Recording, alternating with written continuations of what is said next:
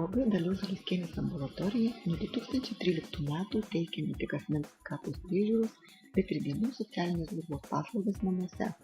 Jau keletą metų ambulatorijoje prioritetas teikiamas neįgaliųjų įdarbinimui.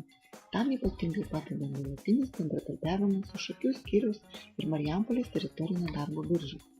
Jo teikiama savalaikė ir išsami informacija apie projektų įgyvendinimus ir subsidijas, prisideda prie neįgaliųjų gyvenimo kokybės gerinimo, didėja rajono neįgaliųjų galimybės gauti darbą pagal savo fizinę ir psichinę būklę, profesinį pasirengimą.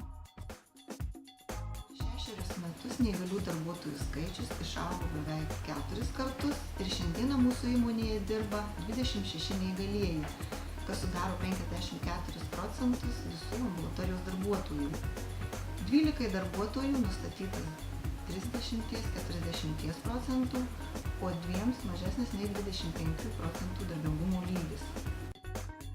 Didžiausia tiksliniai grupiai priklausančių darbuotojų dalį sudaro slaugytojo padėjėjus, kurios baigia mokymus ir gavo kvalifikaciją patvirtinančius pažymėjimus, atlieka dienos socialinės globos paslaugas klientų namuose. Būtent šio projekto metu atsirado galimybė įdarbinti 8 naujus neįgalius darbuotojus. Su visais sudarytos neterminuotos darbo sutartys, atsižvelgiant į lygių galimybių įstatymo nuostatas. Tai yra nepaisant darbuotojų ribotų fizinių ir psichologinių galimybių, didesnių laiko sąnaudų darbo įgūdžių formavimui bei didesnės laikino nedarbingumo rizikų.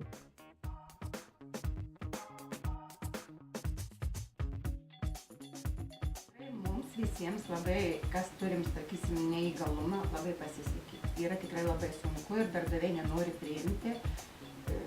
Labai dėkojam, kad yra tas projektas ir daktarė Zaleskienei, kadangi mes tikrai galim ir save realizuoti truputį, ir išnuomoti truputį, ir pagelbėm senukam, ir ką reikia patvarkom.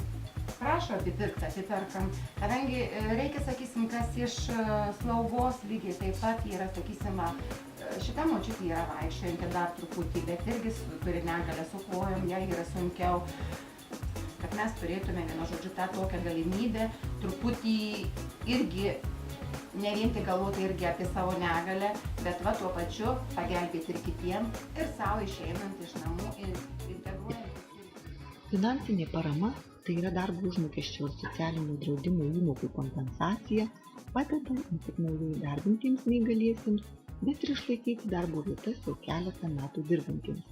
Todėl įmonė, skirdama papildomų lėšų, gali sėkmingai įgyvendinti veiklas neįgaliųjų integracijai gerinti.